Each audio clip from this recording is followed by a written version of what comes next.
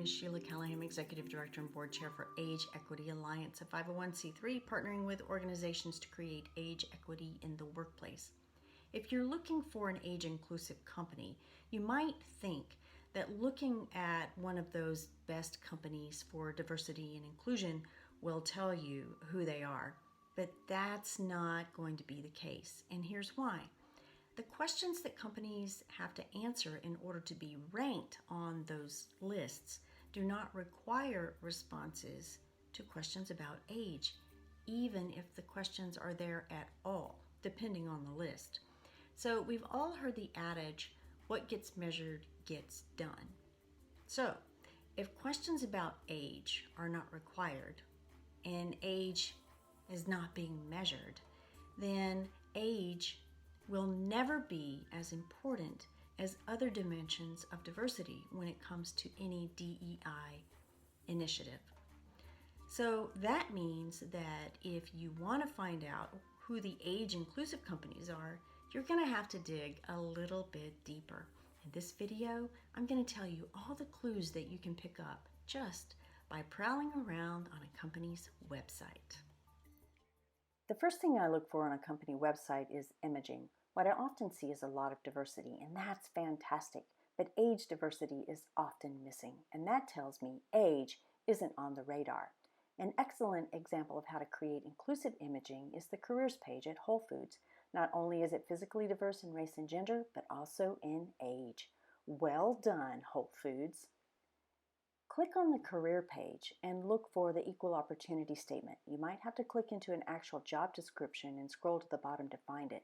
Make sure that age is listed with the other protected categories. If it's not there, the company's not age woke. In this example from Walgreens, they specifically call out minorities, women, disability, veterans, sexual orientation, and gender identity, but they omit age.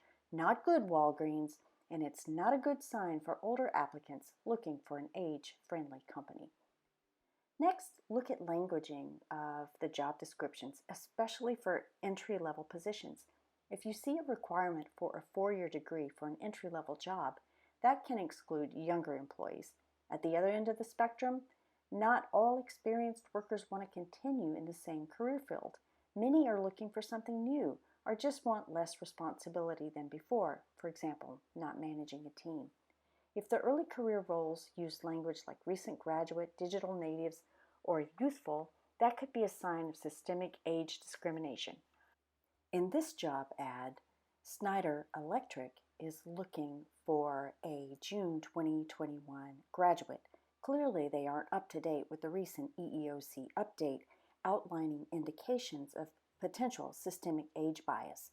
Using words like recent graduate? Yep, that's a no-no.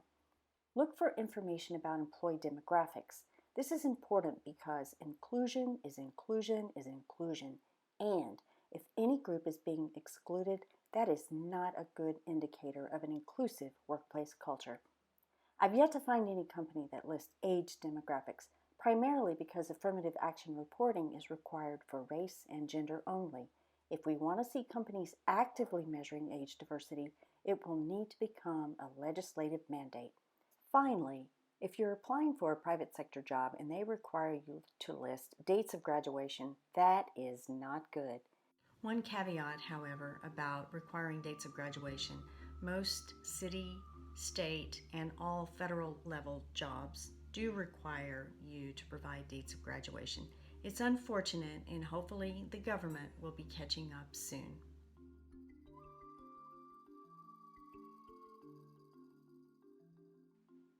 What kind of workplace do you want to age in?